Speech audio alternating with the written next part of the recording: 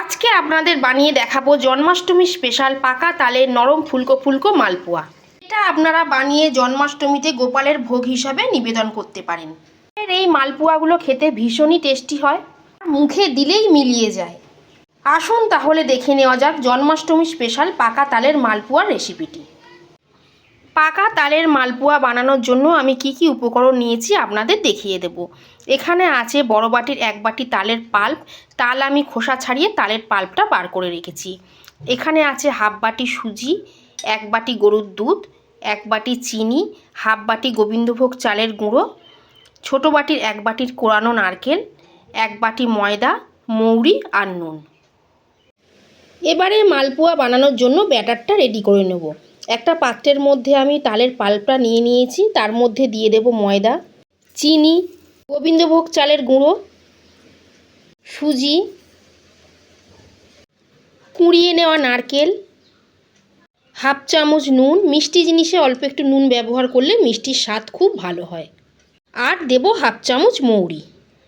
প্রথমে তালের পাল্পের সাথে শুকনো উপকরণগুলো খুব ভালো করে মিশিয়ে নেব।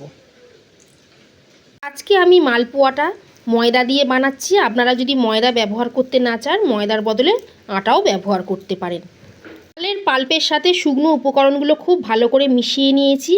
এবারে এর মধ্যে অল্প অল্প করে দুধ দেব আর একটা ব্যাটার রেডি করব। দুধ কিন্তু একেবারে এর মধ্যে দিয়ে দেব না, অল্প অল্প করে দুধ দেব আর মাখতে থাকব। আজকে আমি জন্মাষ্টমী স্পেশাল তালের মালপোয়া বানাচ্ছি, তাই আমি দুধ দিয়ে ব্যাটারটা গুলছি। আপনারা দুধ দিয়েও গুলতে পারেন বা দুধের বদলে জলও ব্যবহার করতে পারেন, কিংবা হাফ দুধ আর হাফ জল মিশিয়েও ব্যাটারটা রেডি করতে পারেন। মালপোয়া বানানোর জন্য ব্যাটার রেডি হয়ে গেছে। এবারে এটা ঢাকা দিয়ে 30 মিনিট রেস্টে রাখবো। এতে করে সুজিটা খুব ভালো করে ফুলে যাবে আর মালপোয়াগুলো খুব সুন্দর তৈরি হবে। 30 মিনিট পর ফিরে এলাম। সুজিটা কত সুন্দর ফুলে উঠেছে।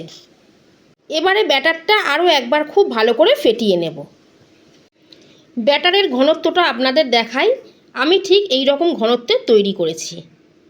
এবারে মালপোয়াগুলো ভেজে নেব। গ্যাসে কড়া গরম করতে বসিয়ে দিয়েছিলাম, কড়াই দিয়ে দেব সাদা তেল। তেল গরম হয়ে গেছে। এখান থেকে 1 হাতা করে ব্যাটার নেব, তেলের মধ্যে দিয়ে দেব।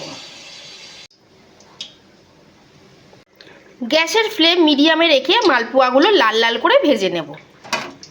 দেখুন বন্ধুরা, মালপোয়াগুলো কত সুন্দর ফুলে উঠেছে। একটা ভাজা হয়ে গেল, এবারে এটা তুলে নেব।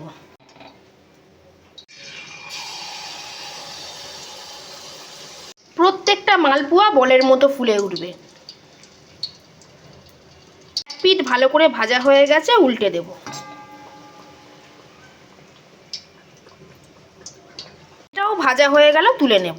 এভাবে আমি সবগুলো ভেজে নেব। এইভাবে একদিন পাকা তালের মালপোয়া বানিয়ে খেয়ে দেখবেন, অন্য মালপোয়া আর একদমই খেতে ইচ্ছা করবে না। সামনেই তো জন্মাষ্টমী, এইভাবে আপনারা তালের ফুলুরির সাথে তালের মালপোয়াও বানিয়ে নিতে পারেন। এবারে একটা ভেঙে আপনাদের দেখাচ্ছি। এই দেখুন বন্ধুরা, ভেতরটা কত সুন্দর তৈরি হয়েছে।